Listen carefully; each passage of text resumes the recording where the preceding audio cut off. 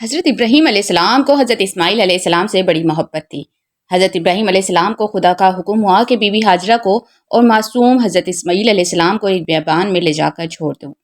چنانچہ حضرت اسماعیل علیہ السلام اور ان کی والدہ بی بی ہاجرہ کو حضرت ابراہیم علیہ السلام کے ہمراہ لے کر مکہ مکرمہ کی جانب روانہ ہوئے۔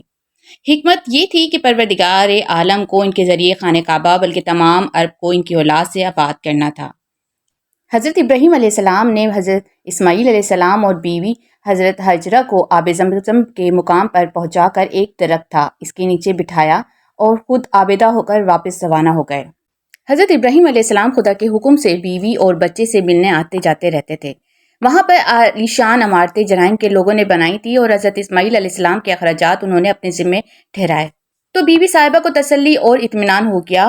حضرت اسماعیل علیہ السلام کی بھی کامل نشوونما ہو رہی تھی جس سے حضرت ابراہیم علیہ السلام کو بھی اطمینان ہو گیا۔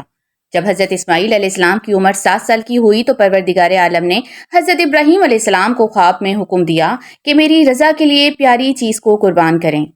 حضرت ابراہیم علیہ السلام نے ذی الحج کی پہلی رات کو خواب دیکھا کہ ایک کہنے والا کہتا ہے کہ اے خلیل اپنی پیاری چیز کو ذبح کیجیے۔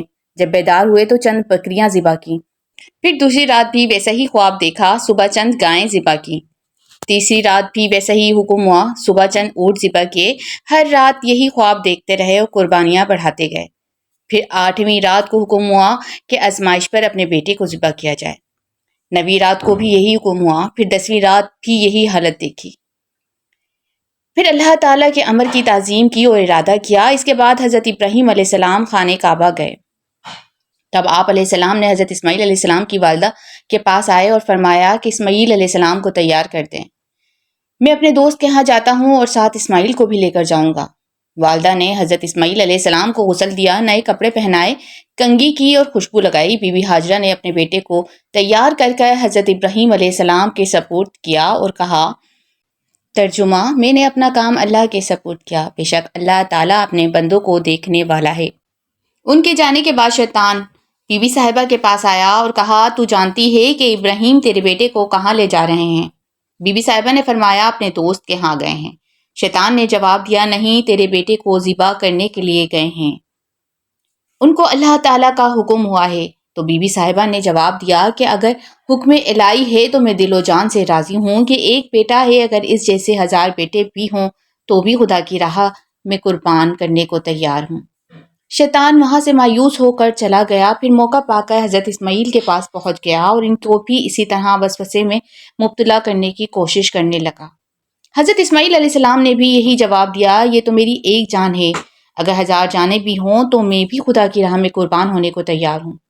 اس کارروائی سے بھی شیطان نا امید ہو کر حضرت ابراہیم علیہ السلام کو وسوسہ دینے لگا۔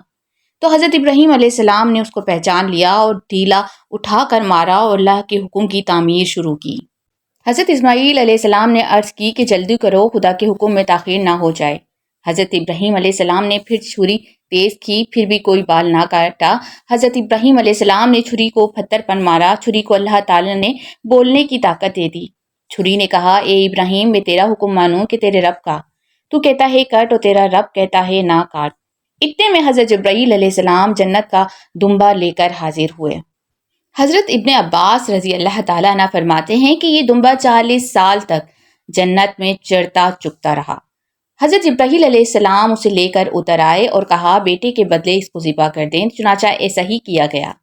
کہتے ہیں کہ حضرت ابراہیم علیہ السلام کو حضرت اسماعیل علیہ السلام نے عرض کی کہ چھری کو اچھی طرح سے تیز کر لیں۔ پھر چھری اچھی طرح تیز کی اور حضرت اسماعیل علیہ السلام کے گلے پر زور سے کھینچی، لیکن چھری نے ایک بال بھی نہ کاٹا۔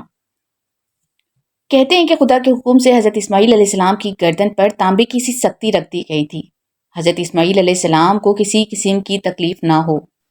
یہی وہ عظیم قربانی تھی جس کی یاد میں آج بھی دنیا بھر کے مسلمان ہر سال عید الاضحیٰ پر جانور قربان کرتے ہیں۔ یہ واقعہ ہمیں سکھاتا ہے کہ اللہ کی راہ میں سب کچھ قربان کیا جا سکتا ہے، اپنی چاہت، اپنی محبت، حتیٰ کہ اپنی اولاد بھی۔ اور جو اللہ کے لیے قربانی دیتا ہے، اللہ اسے ضائع نہیں کرتا بلکہ دنیا و آخرت میں سرخرو کرتا ہے۔ اللہ ہمیں بھی حضرت ابراہیم علیہ السلام، حضرت اسماعیل علیہ السلام کی طرح کامل ایمان، اطاعت اور قربانی کا جذبہ عطا فرمائے، آمین۔